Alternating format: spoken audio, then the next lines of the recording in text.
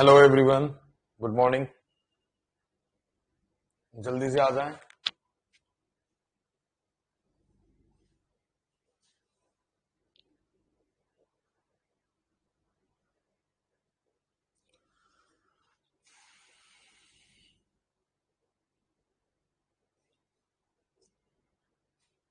Priyanka, good morning Priyanka.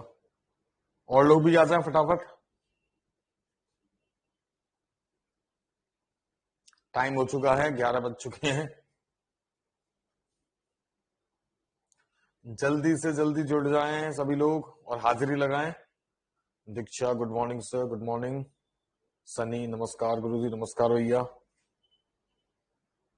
Exercise वगैरह करते रहें। जैसे मैंने कहा था कि आज वोकैब का वो है, मैं आज आपको 2 ग्रुप, लगभग 20 वन वर्ड्स और 10 ईडियम्स फ्रेजेस कराऊंगा और पेपरों के लिए काफी इंपॉर्टेंट होंगे। हमारा अपना बनाया हुआ ग्रुप है।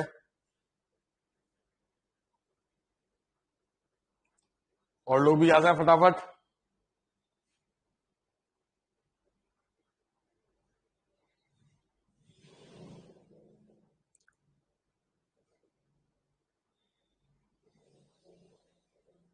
चलो आज का सेशन शुरू करते हैं, ठीक है। आज मैं आपके लिए लेके आया हूं वन वर्ड्स। पहले इसको थोड़ा सा, पहले हेडिंग समझ लो। पहले वो हेडिंग क्या कहना चाह रहा है, हेडिंग के बारे में ढंग से समझ। साफ दिखाई दे रहा है? कोई वो तो नहीं है?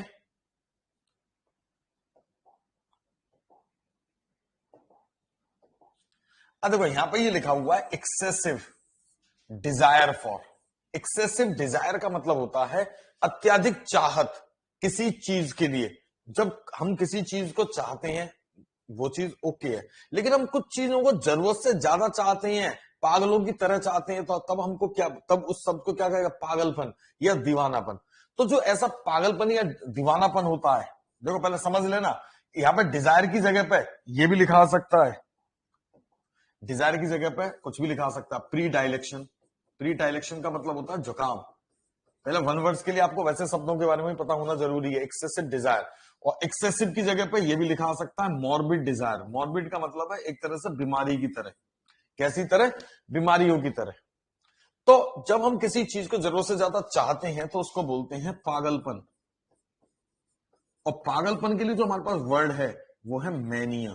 क्या है? मैनिया। आप लोगों ने शब्द सुना होगा मैनिया, हाँ या ना? ये सब तो सुना हुआ है।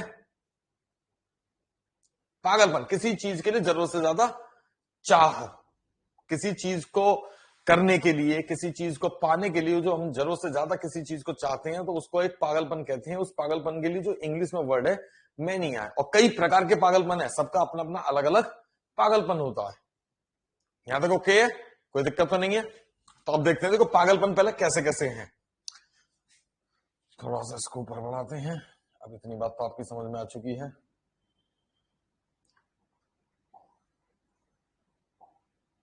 हाँ, अब देखो यहां पर पहला शब्द है ड्रिंकिंग। यहां पर हमेशा ध्यान रखना, मैं पहले भी कह चुका हूं, ड्रिंकिंग का मतलब है शराब के लिए। अगर मैं आपसे पूछता हूं डू यू ड्रिंक, तो इसका मतलब मैं आपसे पूछ रहा हूं क्या आप शराब पीते हैं। अगर मुझे कोई चीज कॉफी या टी के लिए है तो मैं उसमें आगे ऐड करूंगा do you drink tea, do you drink coffee, इस तरीके से। ठीक है, तो खाली ड्रिंकिंग कह रहे हैं तो इसका मतलब क्या? शराब के लिए। अब कुछ लोग ऐसे होते हैं, ये वाला ग्रुप मैंने करवा दिया है पर कब करवाया?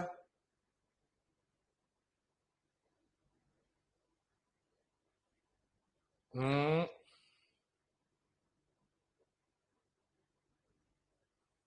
काफी टाइम हो गया। श्योर हो? पक्की बात है?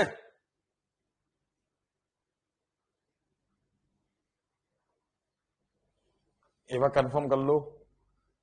यूट्यूब पर कराया था, मुझे नहीं मालूम भाई, ये मुझे ध्यान नहीं है। मैंने तो कराया तो होगा, ऐसी बात नहीं है, लेकिन अब यूट्यूब पर कराया, ऐप पर कराया, ये मुझे नहीं मालूम।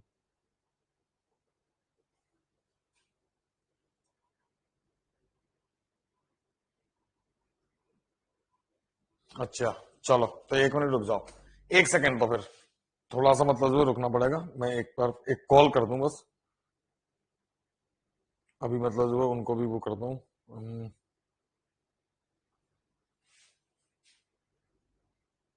लेकिन अब गड़बड़ हो जाएगी। चलो कोई दिक्कत नहीं, मैं वैसे वैसे स्टार्ट कर देता हूँ। चलो तो ये वाला ग्रुप हो चुका है। अच्छा, इसमें सारे हो गए हैं, पहले एक बार चेक कर लो। ऐसा भी हो सकता है आधे अधूरे हुए हो। Drinking, stealing, eating, music, work, foreign and important thing, imported things, setting things on fire, work, travelling, flowers. Hello. हाँ, वो क्लास ले रहे हैं आप? अच्छा, मैं कह रहा था वो एक और मैंने वो भेजी है। एक्चुअल में क्या था, जो मैंने ये आज बनाया ना, ये वाला पहले ही हो चुका है, बच्चे कह रहे हैं। तो मुझे नहीं मालूम थी कि ये पहले हो चुका है इस ऐप पर। तो अब मैंने एक और बना के भेजा हुआ है, वो कल के लिए बना के भेजा था, उसे और सेंड कर दो आप फटाफट, है ना? पीडीएफ बना के फटाफट कर दो, मैं कर दूंगा अभी। नहीं नहीं, कैंसिल नहीं करी है। नहीं, कुछ नहीं करी। चल रही है अभी, कोई दिक्कत नहीं है, बात भी चल रही है। कोई दिक्कत नहीं, आप भेजो। बच्चे सब समझते हैं, ठीक है। 17 हुए हैं। 6 और 7 वाला नहीं हुआ। ये वाला नहीं हुआ। चलो मैं वैसे बता दे रहा हूं अभी। वो आ रहे हैं, क्या कहते हैं, उसमें भेज रहे हैं दोबारा से दूसरा वाला। तो 6 और 7 का देखो। अगर कोई व्यक्ति विदेशी चीजों से ज्यादा लगाव रखता हो, विदेशी और विदेश की चीजें, जैसे होता है ना, कुछ लोगों में चाह होती है कि मैं हर काम विदेशी रूप में करूं, या विदेश से मतलब टाइल्स मंगवाऊं, विदेशी पंखा इस्तेमाल करूं। तो ऐसी जो मैनिया होता है उसको बोलते हैं जेनोमैनिया। नहीं हुआ हो तो लिख लेना, ऐड कर लेना, जेनोमैनिया। हाँ बिल्कुल सही है। और सेटिंग थिंग्स ऑन फायर का मतलब होता है जो चीजों को मतलब जगह जगह पे आग लगाते फिरते हैं, यस, पायरोमेनिया, यानी कि ठीक है। चलो प्रियंका, इनमें से देखो सारे हो गए हो तो चेक करो। अपनी कॉपी मिला रहे ना, 20 हैं पहले, अगर 16-17 हुए हैं तो कहीं ना कहीं एक आध दो तो नया मिलेगा ही मिलेगा आपको।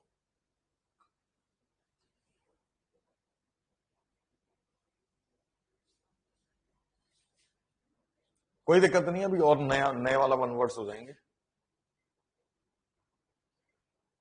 हाँ, तो इसमें कौन कौन से नहीं हुए?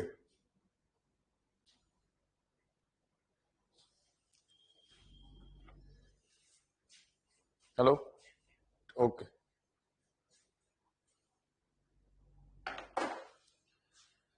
हाँ जी, सारे नहीं हुए हैं इसमें, तो कौन सा नहीं हुआ है?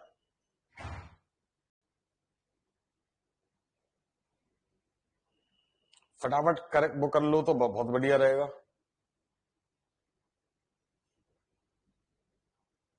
4, 6, 7, 8 और 10।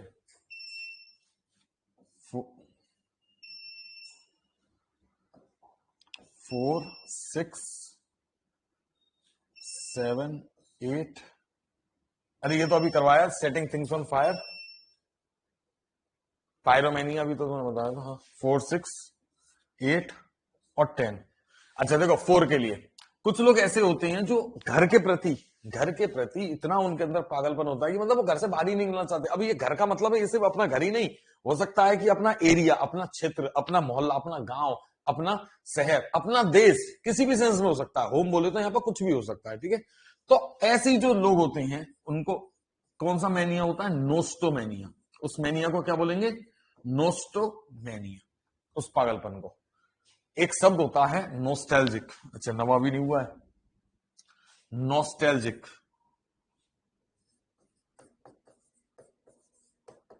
एक नोस्टैल्जिक का शब्द होता है। नोस्टैल्जिक आप लोगों ने कभी सुना हो? नोस्टैल आई एम फीलिंग नोस्टैल्जिक का मतलब क्या? मुझे पुरानी यादें आ रही हैं, मुझे घर की यादें आ रही हैं। तो वहीं से बनाइए नोस्टोमैनिया।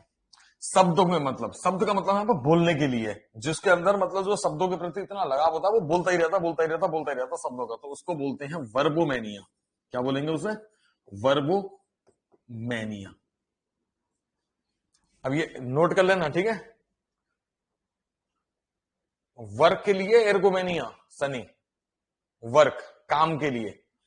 ये वर्ड्स है, वर्ड्स के लिए वर्बोमेनिया, बातें करने के लिए। और एक और होता है लोगोमेनिया, कई किताबों में लोगोमेनिया भी मिल जाता है। वर्बोमेनिया, लोगोमेनिया। अच्छा, गोल्ड, कुछ लोगों को गोल्ड के प्रति। अच्छा, आप में से कोई साइंस का स्टूडेंट रहा हो तो गोल्ड का साइंटिफिक नेम याद है? गोल्ड को केमिस्ट्री में कोई एक नाम दिया जाता है, कुछ याद है? नहीं याद। अच्छा, इसका केमिकल सिंबल याद है? जो केमिस्ट्री में सिंबल होता है, गोल्ड के लिए इस्तेमाल होता है मेरे ख्याल से AU। गोल्ड के लिए AU इस्तेमाल होता है, अगर थोड़ा बहुत केमिस्ट्री कभी पढ़ी हो तो, है ना। अब ये AU आया कहां से मालूम है? इसका जो साइंटिफिक नेम है वो है ऑरम। जैसे मरकरी को Hg, ऐसा करके सबके लिए साइंटिफिक, जैसे सोडियम के लिए Na, नेट्रियम। एक्चुअली क्या, मैं साइंस का भी स्टूडेंट हूं, तो मुझे साइंस की चीजें जितनी याद करी है, मैं अच्छा स्टूडेंट रहा हूं, तो मुझे अभी तक याद है। तो AU ऑरम, तो ऐसे ही यहां पर इसका गोल्ड के लिए जो जरूरत से ज्यादा पागलपन, मतलब यानी कि हर समय गोल्ड गोल्ड गोल्ड, कुछ लोग ऐसे होते हैं ना, सोने से लदे हुए होते हैं। आपने देखा होगा इंडिया में भी बहुत सारे गोल्ड मैन घूमते हैं, मतलब जिनके, मतलब एक बार कपिल शर्मा के शो में भी आए थे, तो चेन ही चेन पहनकर, मतलब इस तरीके के जो लोग होते हैं वो होते हैं, उनको किस चीज का पागलपन है भाई? एक दो अंगूठी वगैरह तो हम भी पहन लेते हैं, चेन हम भी पहन लेते हैं, लेकिन अब ये नहीं है कि पूरे, मतलब 5-6 किलो सोना लाद रखा हो। लेकिन जो ऐसे पागलपन से मतलब शिकार होते हैं, उनको किस चीज का है? ऑरोमैनिया है। समझ में आ रही है बात?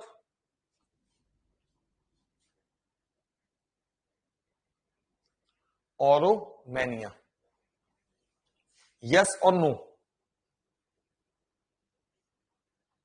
ठीक। अच्छा, एक होता है प्लेजर। प्लेजर का मतलब होता है, कुछ लोग होते हैं सुखवादी, जैसे आप लोगों ने अपने ग्रुप में भी देखा होगा। जैसे मैं इसको ऐसा समझाता हूं कि आप किसी गाड़ी से कहीं गए, तो एक, मैंने ऐसा शायद समझाया भी यही, आप गाड़ी से कहीं जा रहे हो, तो वो सीधे लपक के ड्राइवर के बगल वाली सीट पकड़ता है हमेशा, कहीं उसको लगता है वहां पर कंफर्टेबल मिलेगा। यस, हेडोमेनिया, मैंने समझाया है। याद करोगे तो सारे याद आ जाएंगे, ये पेपरों में आते रहते हैं, कोई दिक्कत नहीं है। ओके, इतने को तो आप हैंडल कर ही लो। दूसरे आ चुके हैं, कोई दिक्कत नहीं, बस मुझे उसको सेट करना है, बस 2 मिनट लगेंगे।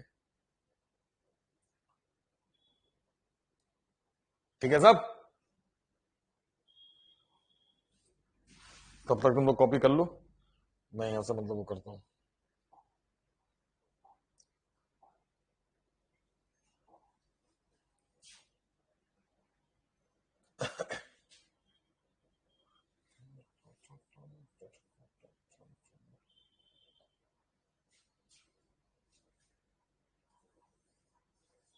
एक मिनट लगेगा बस।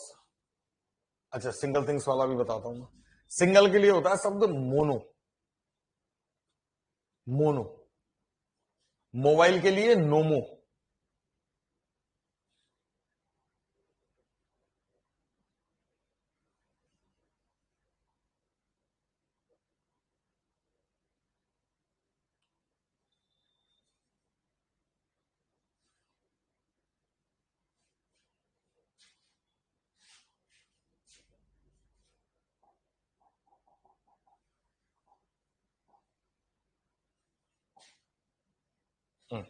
हाँ, सिंगल के लिए बता रहा था मैं आपको।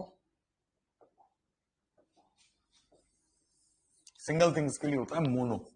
अगर आपके दिमाग में कोई एक ही चीज बैठी हुई है, बस आप उसी एक के बारे में सोचा विचारी करते रहते हो, और कोई दूसरी चीज आपके दिमाग में नहीं आती है, then you are monomaniac. You are monomaniac. Mono means one, monomania. ठीक है, अब बाकी के तो आपने करे हुए हैं तो कोई बात ही नहीं है। अब चलते हैं दूसरे ग्रुप पर। पीछे वाला ग्रुप दिखाना सर एक बार, लो साहब।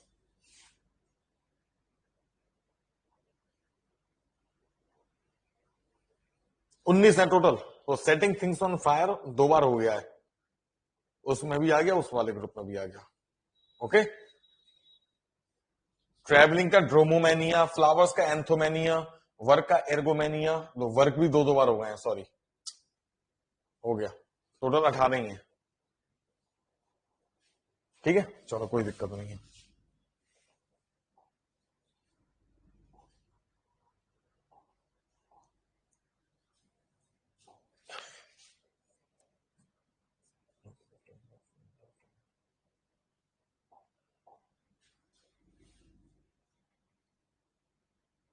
चलो साहब, अब सिंपल वाले पे चलते हैं। आज का अगला, ये तो नहीं हुआ, चेक कर लेना। अब 1 वर्ड्स के 4 ग्रुप आएंगे, इसमें 6 हैं, फिर इसके बाद मेरे ख्याल से 5 हैं, फिर 5 हैं, इस तरीके से चलेंगे इसमें। चलो भाई, अब देखो इस सुनने में मतलब इजी सा लगता है, लेकिन इतना इजी नहीं है, इतना इजी नहीं है, थोड़ा समझने की कोशिश करना, ठीक है। हाँ, अब पीरियड ऑफ, पीरियड का मतलब होता है समय की अवधि, समय की अवधि। अब 7 दिनों का समय, 7 दिनों का समय सबको मालूम है, हफ्ता, सबको मालूम है हफ्ते को बोलते हैं, सप्ताह जो भी होता है हफ्ते को बोलते हैं, ठीक है, सबको पता है। पहले ये बताओ 7 डेज और पीरियड ऑफ 7 डेज सबको पता है? हाँ, अच्छा चलो प्रियंका तुम बताना, स्पीड से बताना।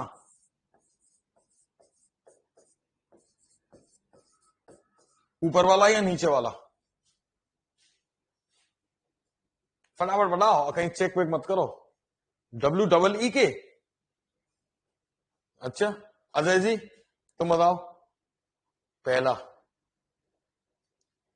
ये तो एक्चुअल में क्या आप 4-5 ही लोग हो, है ना, अभी फिलहाल जो वीडियो देख रहे हो, तो इस वजह से आप लोगों को पता है, लेकिन जब 50 की भीड़ में पूछते हैं तो कुछ तो इसको भी आंसर बता देते हैं, ये होता है कमजोर, तो इसलिए आपको ध्यान रखना स्पेलिंग्स ढंग से।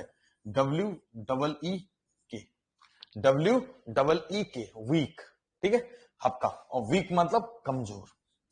एक होता है 15 दिन के समय, जिसको हिंदी में, हिंदी में अगर आपने देखा हो तो पखवाड़ा बोलते हैं। क्या बोलते हैं?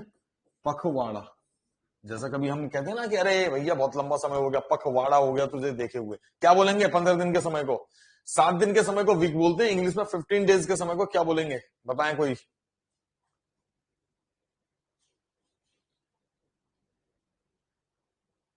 कोई तो बताओ। 15 दिन के समय को क्या बोलेंगे? No idea. चलो 15 दिन के समय को बोलते हैं फोर्टनाइट। क्या बोलेंगे इसे? फोर्ट नाइट, FORTNIGST, ध्यान रखना है। 366 दिन को क्या बोलेंगे? Leap year. इजी है, कोई दिक्कत नहीं है, लीप ईयर बोलेंगे, हाँ या ना?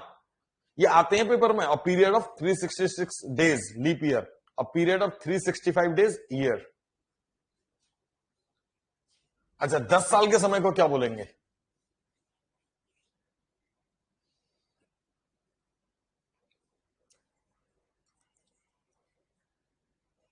10 साल के समय को बताओ।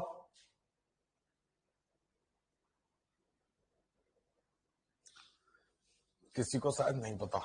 10 साल के समय को बोलते हैं डेकेड, दशक। हिंदी में क्या बोलेंगे?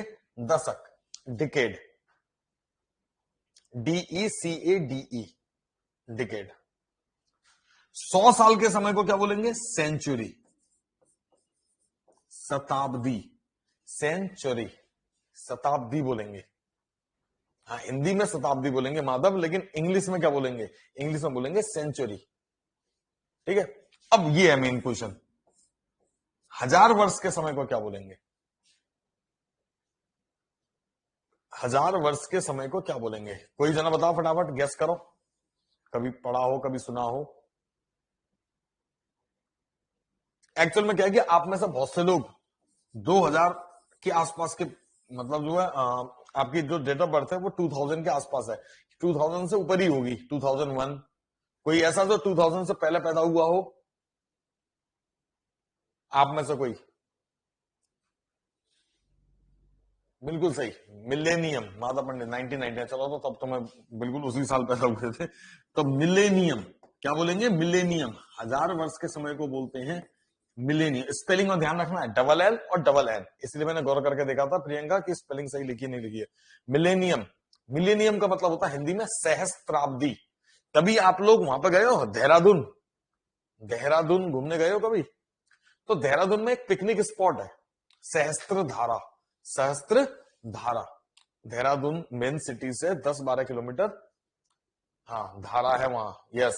सहस्त्र धारा मतलब हजारियों धाराएं बह रही हैं, कुंडी कुंड बने हुए हैं, पिकनिक स्पॉट है, बहुत से लोग जाते हैं। मैं भी लगभग 1-2 साल में, हर मतलब साल 2 साल में जाते ही रहते हैं हम लोग भी देहरादून। तो मतलब वो शब्द सहस्त्र धारा का मतलब है 1000, और यहाँ पर सहस्त्र, सहस्त्र मतलब जो है वर्ष को क्या बोलते हैं? Millennium, MILLENNIUM। सेंचुरी का मतलब होता है 100 वर्ष का समय, डेकेड का मतलब है 10 वर्ष का समय, लीप ईयर का मतलब है 66 दिन। फोर्टनाइट का मतलब है 15 दिन और वीक का मतलब है 7 दिन। ओके, ये तो सिंपल से थे। अब इनसे भी ज्यादा सिंपल भी आते हैं, अ पीरियड ऑफ 24 आवर्स, तो क्या हो जाएगा, अ डे, सिंपल है ना। तो ऐसे मतलब हमने वैसे इतने सिंपल भी नहीं है जो आपको पेपर में कैसे आते हैं, वन वर्ड्स हैं यार। ये देखो, अ पीरियड ऑफ, ऐसे पूरा लिखा आएगा, ये तो मैंने हेडिंग डाल दी है। ये तो मैं आपको एक समय समझा रहा हूं, पेपर में तो कैसे भी आ सकता है। और पीरियड ऑफ 15 डेज, और 4 ऑप्शन होंगे, आपको करनी है। सनी यार, तुम भी ऐसी बातें करते हो, पेपर में कैसे आते हैं। और खास बात मैं आप लोगों को बता दूं, आप लोग स्टूडेंट्स हो कॉम्पिटिटिव लेवल पे, ये मत सोचे करो कि कोई चीज कैसे आएगी, पहले आपको आ जाए, फिर चाहे वो कैसे भी पूछ रहे हैं आप कर ही लोगे। जब आपको चीजें पता होंगी तो आप कैसे भी पूछ रहे हैं वो आप कर ही लोगे, पहले आपको आनी जरूरी है। ठीक है, अगले अगले ग्रुप में चलते हैं, देख लेना ये वाला ग्रुप करवाया नहीं करवाया है, देखना।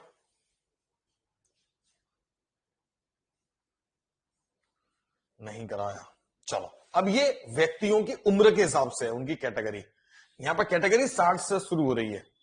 किससे शुरू हो रही है, 60 से। ठीक है, अगर कोई व्यक्ति अगर कोई व्यक्ति 60 या 60 से ज्यादा का है, अब यहां पर फिर 70 या 70 से ज्यादा था, इसका मतलब ये, इसका ग्रुप क्या हो गया, 60 टू 69 वाले जो लोग होते हैं। ठीक है, उनको क्या बोलेंगे, उनकी जो एज है उसके हिसाब से उनको क्या बोलेंगे, उनको बोलेंगे सेक्सा जेनेरियन। सेक्सा जेनेरियन, स्पेलिंग ध्यान रखना, ऐसी एक्स से, सेक्सा जेनेरियन।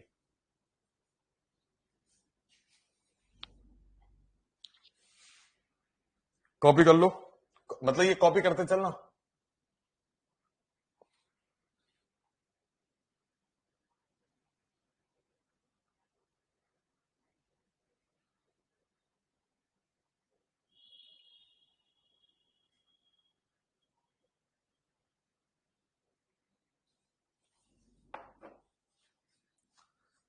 ठीक है, अगर किसी व्यक्ति ने 70 या 70 से ज्यादा की आयु प्राप्त कर ली हो, मतलब यानी कि 70 टू 79, अपने आप से हिसाब लगाते रहना, उसको बोलेंगे सेप्टुआ जेनेरियन।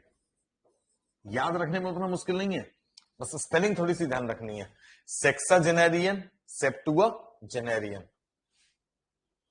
अगर किसी व्यक्ति ने 80 या 80 से ऊपर की मतलब आयु प्राप्त कर ली है तो उसको बोलेंगे ऑक्टो जेनेरियन।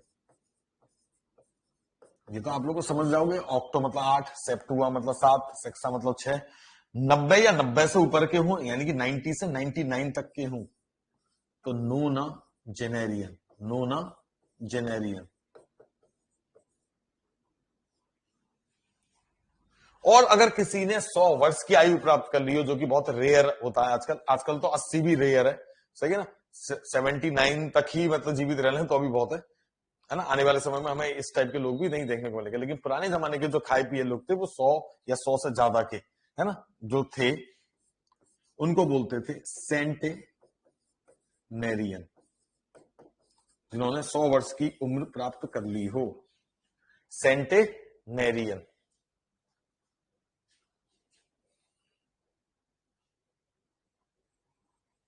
सेक्सा जेनेरियन, सेप्टुआ जेनेरियन, ऑक्टो जेनेरियन, नोना जेनेरियन, सेंटेनेरियन। हमारी पड़ोसन दादी 100 से ऊपर, हाँ, तो वो सी इज सेंटेनेरियन, सही है ना।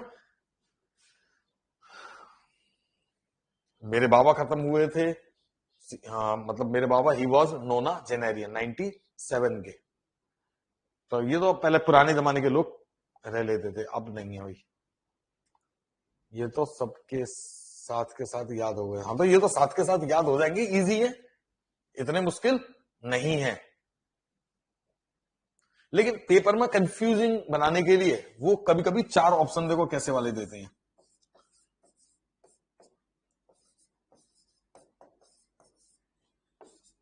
मैं अभी फिलहाल 4 शब्द लिख रहा हूं।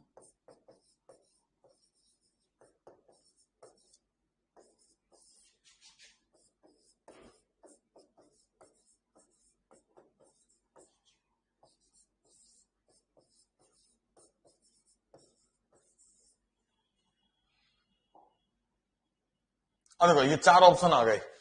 अब अब ये क्या है, सेंट का मतलब 100, सेंट का मतलब क्या होता है 100%, प्रति 100, ये तो मतलब ओके है।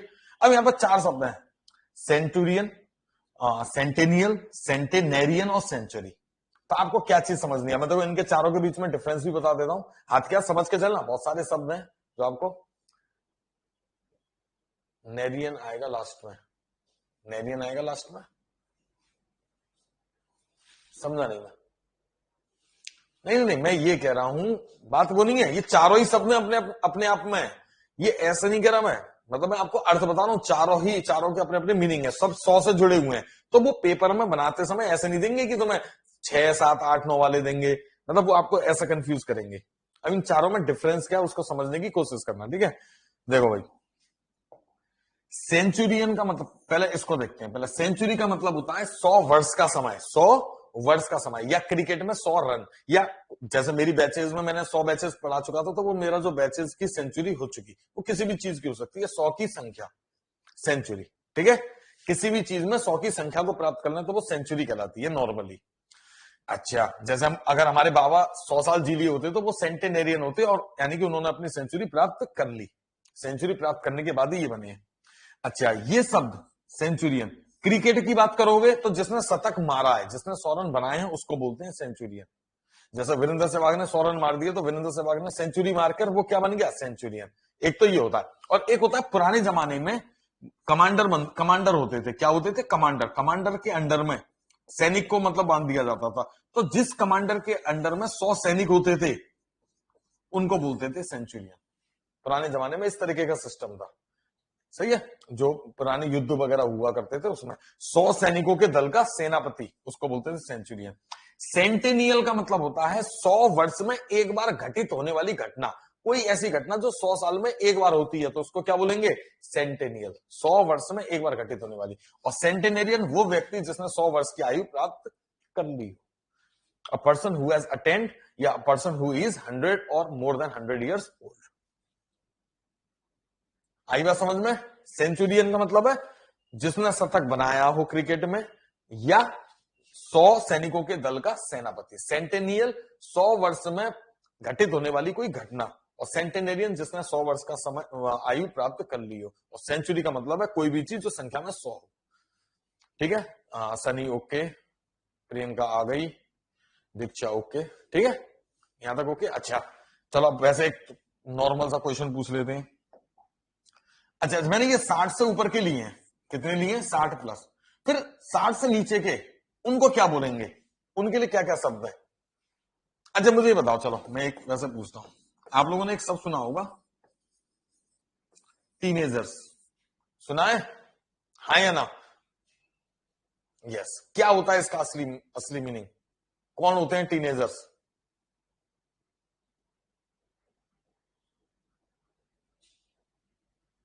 कई लोगों को नहीं पता ऐसी छोटी छोटी बातें।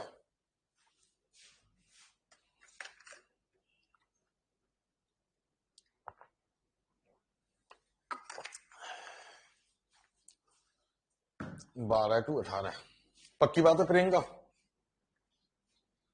या तुम अपने हिसाब से तुक्का लगा रही हो।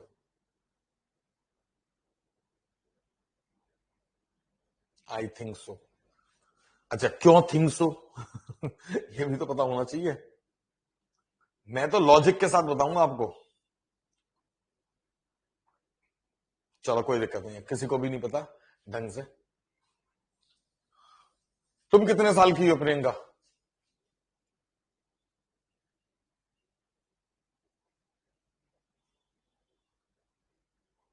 23। अच्छा, तो तुम टीनेजर नहीं हो। बहुत से लोग ये समझते हैं टीनेजर्स का मतलब है स्कूल या कॉलेज में जाने वाले युवा, ऐसा समझते हैं। कुछ अलग तक समझते हैं, किसी ने 12 से 18 कर दिया। एक्चुअल में देखो, अब लॉजिक को समझना, टीनेजर्स का मतलब होता है 13 से 19 वर्ष की आयु के बीच के लोग, 13 से 19, 13 से स्टार्ट और 19। क्यों, क्योंकि देखो 13, 14, 15, 16, 17, 18 और 19, पीछे क्या आ रहा है, TEEN। और टीन, टीन में जो इस उम्र के होते हैं उनको बोलते हैं टीन एजर्स। क्या समझे? 13 से शुरू होता है और 19 तक रहता है, 19 के बाद खत्म। आई बात समझ में? हाँ, तो कोई भी चीज के पीछे आप किसी भी, देखो मेरा कहने का मतलब क्या है, अभी आप लोग देखो यहाँ पे मुझसे पढ़ रहे हो, मैं आपको सीधी सीधी बता दूं, बहुत सारी चीजें ऐसी हैं जो आप लोगों को पता भी नहीं होगा, बहुत नॉर्मल नॉर्मल सी चीज है, आप लोग बस खाली फॉलो करे जा रहे हो, तो खाली फॉलो ही ना करें, सब चीजों को ढंग से समझें, ठीक है? अच्छा, अब देखो एक्चुअल में क्या होता है, एक शब्द होता है इन्फेंट।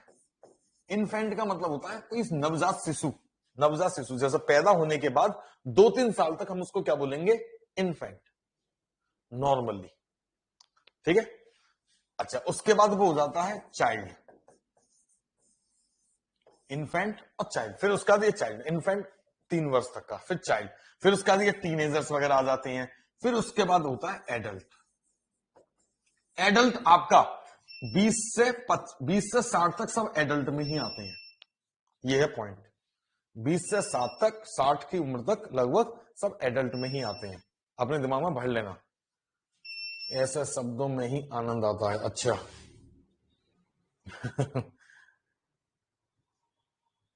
एक्चुअल में बस ये कि आप शब्दों के अंदर घुसोगे तब आपको पता चलेगी। मेरी आदत शुरू से यही रही है, मैं किसी भी चीज को ऐसे फॉलो करता नहीं आया, मैं हर चीज की पहले इंक्वायरी करता हूं, चाहे छोटा सा सिंपल सा शब्द हो, मैं पूरी जानकारी लेने की कोशिश करता हूं, तभी यहां पर खड़ा होकर आप लोगों को पढ़ा पा रहा हूं, ठीक है? ये सिंपल सिंपल सी चीजों को अपने दिमाग में भर लो। टीनेजर्स कोई पूछे तो आप ध्यान रखना, किसी को ऐसे ही बताने की जरूरत नहीं है, बस जब पूछे तो बताओ, अपना ज्ञान अपने तक रखना जरूरी है भाई। आप लोगों ने पैसे दिए हैं, इसलिए हम आपको रोचक जानकारी दे रहे हैं, ठीक? चलो भाई, अगला ग्रुप 1 वर्ड्स का ही अगला ग्रुप है ये वाला करवाया नहीं करवाया वो देखो, इजी ग्रुप है, अगर साइंस के स्टूडेंट हो तो आपको वैसे ही पता होंगे इनमें से, नहीं कराया ना, चलो कोई दिक्कत नहीं। अब देखो एनिमल्स दैट लिव, अब ये एनिमल्स की कैटेगरी है, वैसे साइंस थोड़ी बहुत तो बचपन में साइंस या एसएसटी जो भी पढ़ी होगी उसमें जरूर आया होगा, ऐसी बात नहीं है, क्योंकि ये चीजें सिंपल है। हाँ, ऐसे जानवर, ऐसे जीव जो जमीन पर रहते हैं, कहां पर रहते हैं? जमीन पर रहते हैं, उनको क्या बोलेंगे? हिंदी में बोलते हैं थलचर, जैसे मनुष्य, गाय, भैंस, बकरी, बकरी, हाथी, मतलब ये सब जानवर हम लोग क्या है, हम लोग जमीन पर रहते हैं, तो ऐसे जानवरों को बोलते हैं टेरेस्ट्रियल एनिमल्स। क्या बोलेंगे इंग्लिश में? टेरेस्ट्रियल एनिमल्स, साइंस में यही शब्द आता है, टेरेस्ट्रियल एनिमल्स। 4 से 12 हर्ट्ज बालों को क्या लिखा है ये समझा नहीं मैं।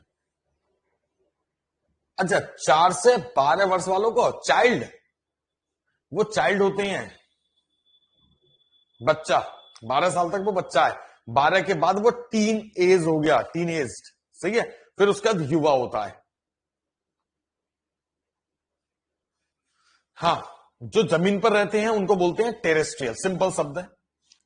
जो पानी में रहते हैं, अपना अधिकतर समय पानी में, जो ये मछली वगैरह होती हैं, उनको क्या बोलेंगे? एक्वाटिक।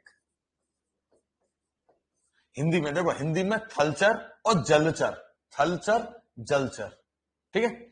और जो जमीन और पानी दोनों में रह लेते हैं, जमीन और पानी दोनों में रह लेते हैं, ठीक है, उनको बोलते हैं एम्फीबियंस, उभयचर।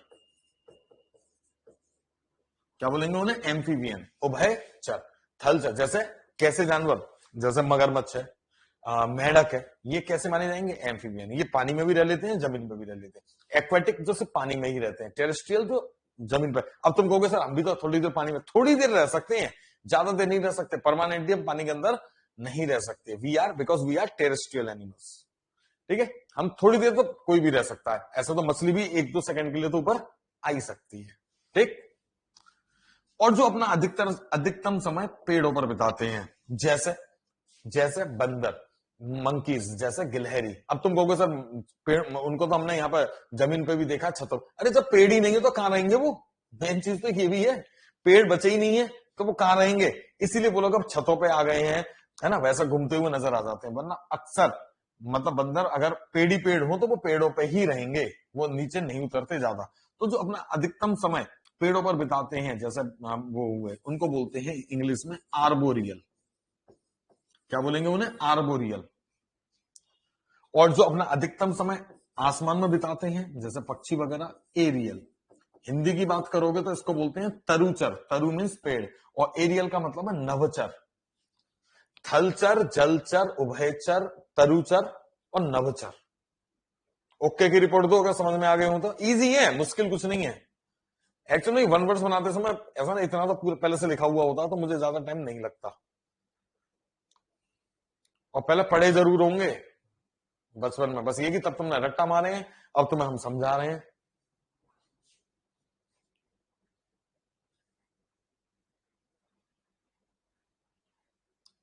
भाई पढ़े तो जरूर होंगे, सीबीएसई बोर्ड या यूपी बोर्ड, कोई मैं भी तो स्टूडेंट रहा हूं, मैंने भी तो पढ़े हैं बचपन में ही। तो इसीलिए मुझे पता है कि क्या क्या चीजें होती हैं। थोड़ा बहुत ही तो अदल बदल हो जाती है, इतना तो नहीं होगा। ठीक है, चलो ये तो हो गया ऐसे। अब देखो ये दूसरा ग्रुप भी एनिमल्स की कैटेगरी के ऊपर है। बस अंतर देखना, थोड़ी सी लाइन को समझने की कोशिश करना। लाइन को यहां पर देखो, वहां पर लिव था, यहां पर लिव ऑन है। लिव ऑन का मतलब है जिस चीज पर निर्भर रहता है, या जिस चीज को खाकर जीवित रहता है, या जिस चीज पर जीवित रहता है, जिस चीज पर हम सर्वाइव करते हैं। ठीक है, अब देखो ऐसे जानवर जो हर्ब, श्रब्स या प्लांट्स, मतलब यानी कि पेड़ पौधे, पत्तियां, हरी पत्तियां खाते हैं, उनको बोलते हैं हम लोग हर्बीवोरस। हर्बीवोरस। जैसे गाय, भैंस, बकरी वगैरह। यस। जो मांस और वही खाते हैं, जैसे शेर वगैरह, उनको बोलते हैं कार्निवोरस। ये खाने के हिसाब से। ठीक है, और जो दोनों ही चीजें खा लेते हैं, मैंने आपको एक साथ शब्द लिखवाया था, ओमनीवोरस। सर्वाहारी। सर्वाहारी। Herbivorous, carnivorous, omnivorous. ओमनी मतलब सर्व। ध्यान करो, हाँ या ना यहां तक? हम्म। और लोग कहां रह गए? फटाफट हाँ का जवाब दे दे करो यार। सनी, अजय, दीक्षा।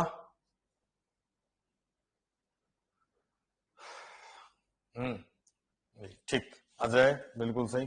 चलो, इंसेक्ट्स, जो इंसेक्ट्स खाते हैं, जैसे स्पाइडर्स, आपने देखा होगा, स्पाइडर हुए, लिजार्ड्स हुए, मतलब छिपकली। स्पाइडर को क्या बोलते हैं हिंदी में? मकड़ी। मकड़ी, छिपकली हुई, मेंढक, ये क्या कीड़े मकोड़े खाते हैं। तो जो कीड़े मकोड़े खाते हैं इनको तो याद रखना भी इजी है, इंसेक्टिवोरस। और जो मछलियां खाते हैं, अब मछलियां कौन खाते हैं? सिर्फ मछलियां, बड़ी मछलियां। बड़ी मछलियों को अंदर कुछ नहीं मिलता, वो छोटी मछलियों को ही खाती हैं, उसी से उन्हीं को अपना आहार बनाती हैं। जो सिर्फ मछलियों को खाते हैं, पिस्सीवोरस। मैंने आपको शायद एक कभी लिखवाया होगा पाइसेस करके, कि मीन राशि को बोलते हैं पाइसेस।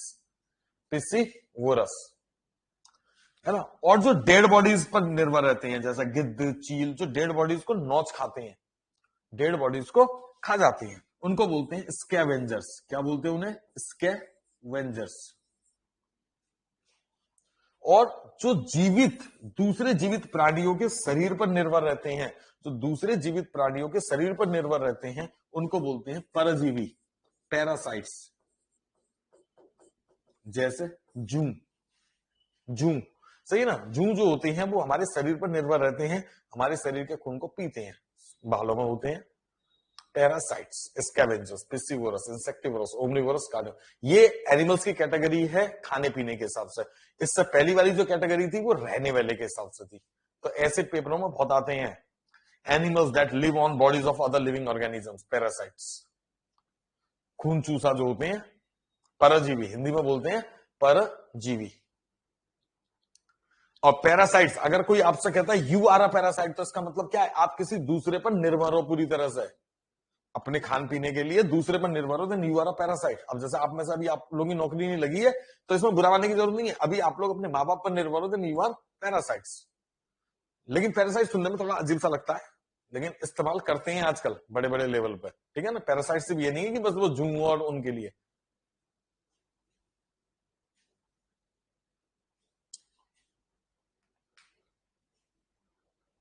ओके, ये वाले ग्रुप ओके हैं? अच्छा, यहाँ पर कुछ वन वर्ड्स वो इडियम फ्रेजेस हैं, उनको समझना। हो सकता है ये आपके हो गए हो, नहीं हुए हो, एक आध दो हो गए हो, उससे कोई फर्क नहीं पड़ता।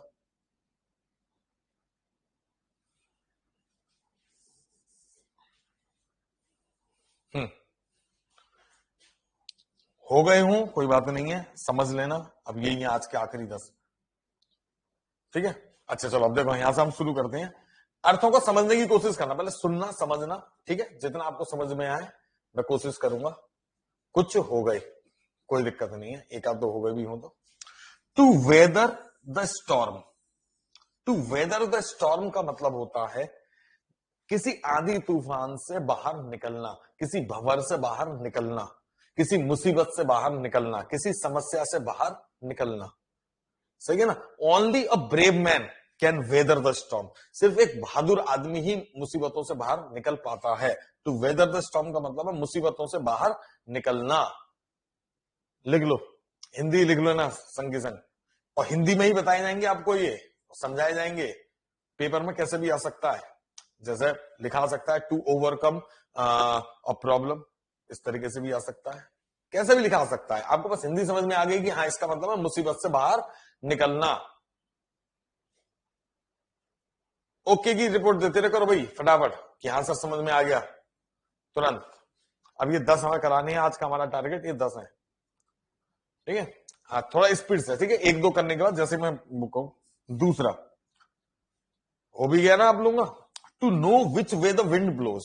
अगर आपको ये पता है कि किस ओर हवा चलती है, किस ओर हवा चलती है, तो इसका मतलब क्या है कि आपको परिस्थितियों की अच्छी जानकारी है।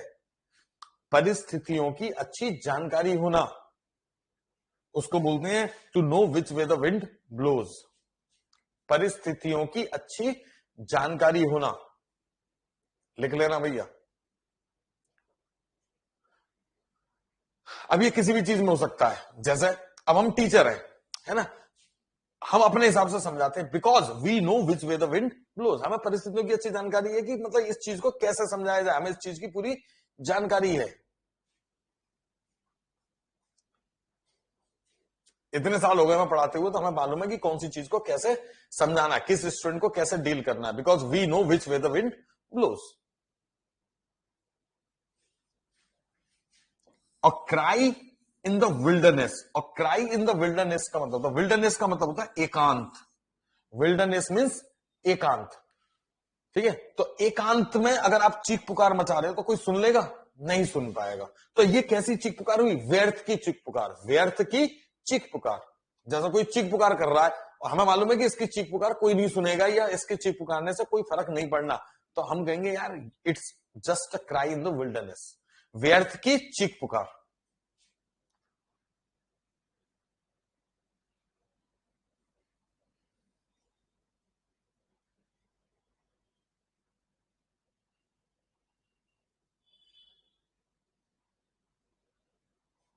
ठीक है, अरे हिंदी फिल्मों में विलेन हीरोइन को उठा के ले जाता है, तो वो नॉर्मली उससे क्या कहता है, वो चीखती है तो वो कहता है तू कितना भी चीख ले कोई नहीं आ रहा, वो अलग बात है। हमारा हीरो हर समय पहुंच जाता है। ठीक है, तो और cry in the wilderness means व्यर्थ की चीख पुकार।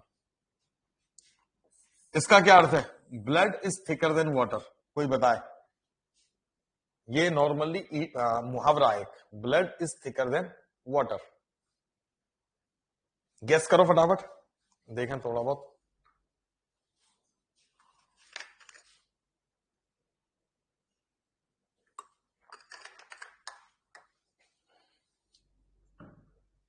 Blood is thicker than water का मतलब क्या होता है, एनी गेसेस।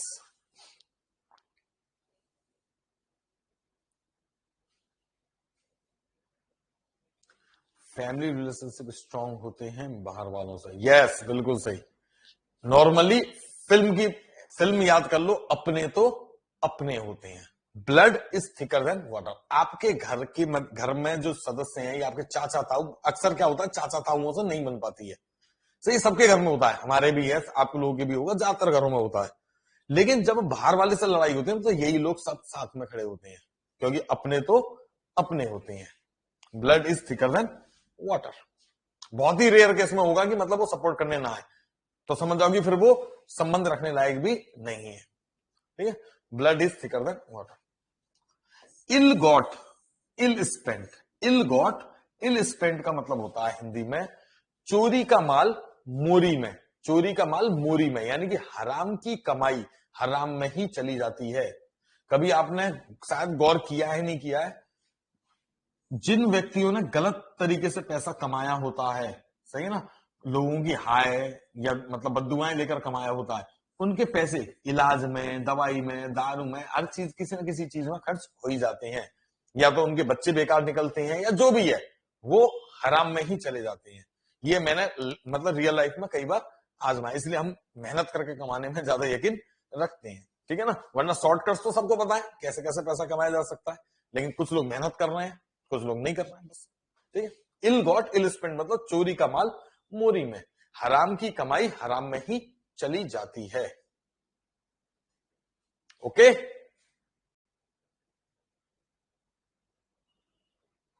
Yes, okay. और वेट ब्लैंकेट, ब्लैंकेट का मतलब क्या होता है, ब्लैंकेट का मतलब होता है कंबल, और वेट का मतलब है गीला। अब गीला कंबल समझना, इसके दो सेंस निकलते हैं, एक तो वस्तु के सेंस में, थिंग के सेंस में, और एक पर्सन के सेंस में, दोनों सेंस समझ लेना, ठीक है। वेट ब्लैंकेट अगर किसी वस्तु के लिए कह रहे हैं तो, अब गीला कंबल है ना तो उसे ओढ़ सकते ना बिछा सकते, तो वो किस काम का, बिल्कुल बेकार, व्यर्थ की वस्तु, व्यर्थ की कोई चीज, जो आपके पास कोई ऐसा सामान है जिसका कोई इस्तेमाल ही नहीं है आपके पास, तो वो क्या कहलाएगा आपके लिए, और वेट ब्लैंकेट जिसका आप इस्तेमाल ही नहीं कर पा रहे होने के बावजूद भी, मेरी बात समझ रहे हो, टीवी है लेकिन उसका मतलब जो मेन वही चीज गायब है, जो ऑन करने का बटन है वही नहीं है, तो वो टीवी क्या है, वेट ब्लैंकेट, उसका आप इस्तेमाल ही नहीं कर पा रहे। कोई ऐसी वस्तु जो आपके पास है लेकिन आप उसका इस्तेमाल नहीं कर पा रहे तो उसको क्या बोलेंगे, वेट ब्लैंकेट, ठीक है। अब व्यक्तियों में आ जाओ, अब हम सब हैं, अब जो लड़के हैं मतलब लड़कियां कोई भी, हम खेलते तो सभी रहते हैं गांव में या कहीं पे भी गलियों में खेले तो होंगे, तो हर गली में या हर मोहल्ले में लगभग एक बुढ़ा या बुढ़िया ऐसी जरूर होंगे जो बच्चों को भगा देते हैं, चलो अरे भागो यहां से, जल्दी भागो यहां से, मतलब जो खाम खाम शोर मचा रहे हो, इस तरीके से डांट फूट के भगा देती हैं, और बच्चों का मतलब एकदम मजा जो आ रहा होता है वो किरकिरा कर देती हैं। तो ऐसे व्यक्तियों को बोलते हैं वेट ब्लैंकेट, जो मजा किरकिरा कर देता है, ठीक है। डीजे बीजे पे आप लोगों ने देखा होगा, लड़कों के लिए तो मतलब जो है बहुत वो है, डीजे, आप किसी दावत में गए, आप मतलब पी खा रहे हो, एक आप लोग को एंजॉय करने के लिए पहुंचे डीजे पे, वहां पे आपके एक दोस्त ने उल्टी उल्टी कर दी या किसी से लड़ाई मोल ले ली, मतलब उसने वहां पे हंगामा सा कर दिया, जो मजा आना था वो मजा पूरा बेकार कर दिया, तो ऐसे व्यक्तियों को हम बोलते हैं वेट ब्लैंकेट। व्यक्तियों के सेंस में मजा किरकिरा करने वाला व्यक्ति, वस्तु के सेंस में कोई व्यर्थ की वस्तु जो किसी काम की ना हो। ओके, दोनों अर्थ ओके हैं।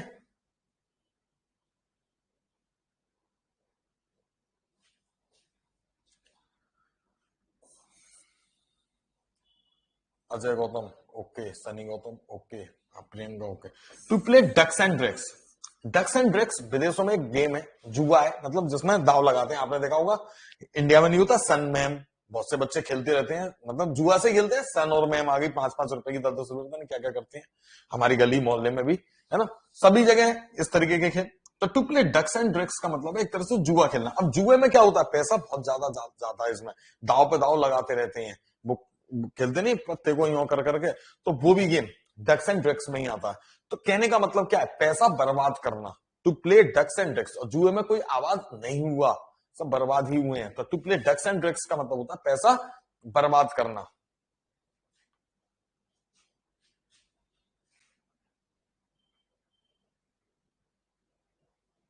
लिखते चलना, ठीक है, अपना बाद में याद हो जाएंगे, मैं कोशिश करूंगा अब 2-4 दिन में आपको कुछ बहुत सारे इडियम्स और फ्रेजेस बढ़िया बढ़िया सब लिखवा दूं, पेपरों में आते हैं भैया ये।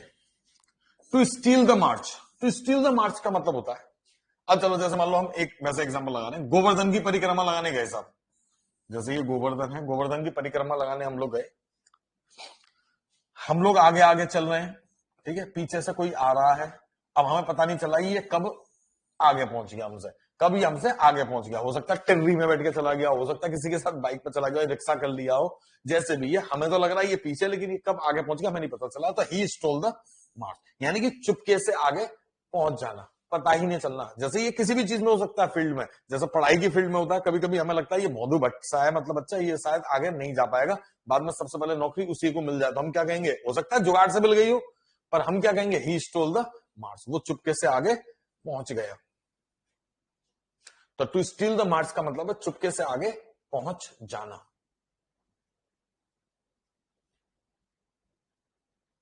Okay okay okay.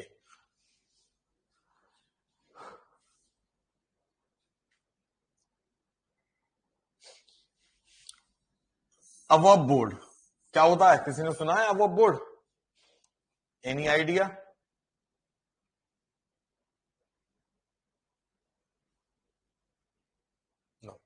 चलो देखो ऐसे, जैसे मान लो ताश खेल रहे हैं, ताश ताश के गेम से ये ताश खेल रहे हैं, बोर्ड मतलब है टेबल सा, टेबल के ऊपर ताश के गेम चल रहा है, सब चीज ऊपर ही हो रही है, तो इसका मतलब क्या है, सब काम ईमानदारी से हो रहे हैं। अबव बोर्ड का मतलब है ईमानदारी से या ईमानदार। अगर हम किसी व्यक्ति को कहते हैं this man is above board, तो इसका मतलब क्या है, वो आदमी ईमानदार है। और अगर हम ऐसा कहते हैं the game was played above board, तो इसका मतलब है गेम बड़ी ईमानदारी से खेला गया। तो ईमानदार भी होता है और ईमानदारी से भी होता है अबव बोर्ड का मतलब। अबव बोर्ड हर चीज जो ईमानदारी से, और अंडर बोर्ड कर दिया या बिलो बोर्ड कर दिया तो इसका मतलब क्या, बेईमानी से। लेकिन आता नहीं है पेपर में, पेपर में अबव बोर्ड ही आता है। अबव बोर्ड का मतलब होता है ईमानदारी से या ईमानदार। यही था प्रियंका।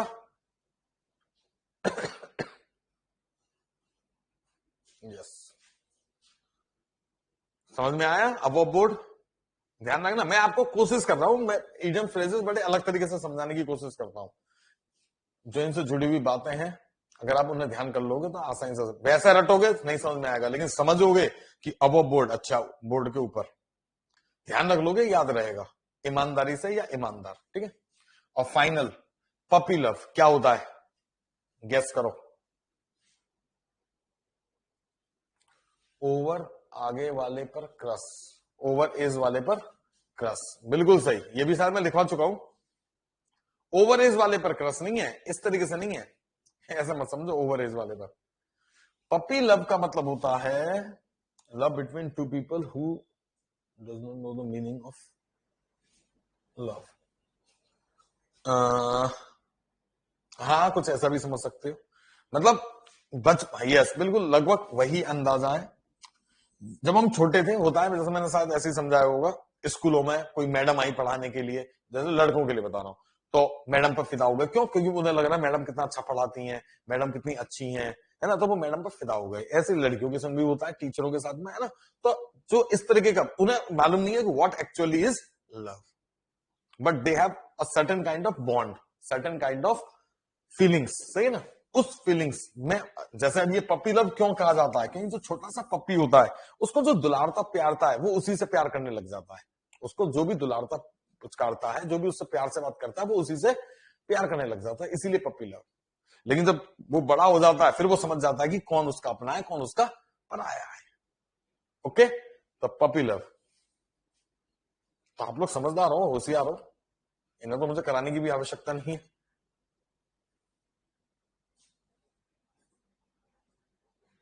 सीडीएस के पेपरों में आए हुए हैं, दो दो सीडीएस के, दो सीजीएल के, मैं मिक्स करके लाता हूं हमेशा।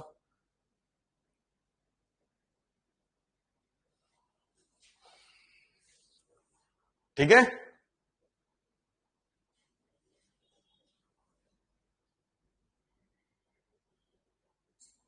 एक बार रिपीट कर दो। कौन सा पपी लव? पपी लव का मतलब होता है बचपन में जो प्यार हो जाता है जाने अनजाने, वो भी अपने से बड़ों से, अपने से नॉर्मली बड़ों से। ठीक है, नॉर्मली जिसको हम क्रश बोलते हैं, क्रश प्रेम नहीं होता है, क्रश किसी के ऊपर भी हो सकता है ना। बहुत सारे स्कूलों में मतलब स्टूडेंटों का टीचर के ऊपर, टीचरों का स्टूडेंट के ऊपर, मतलब वो अलग टाइप का मतलब जो होता है, उसे बोलते हैं पपी लव। नॉर्मली छोटे जो इमेच्योर लोग होते हैं, वो मेच्योर लोगों से ज्यादा बहुत जल्दी मतलब उनके प्रति अफेक्शन आ जाता है, ऐसे ही प्रकार को बोलते हैं पपी लव। सर फोर्थ वाला बता दीजिए। To play ducks and drugs का मतलब होता है पैसा बर्बाद करना, जुए में पैसा बर्बाद करना।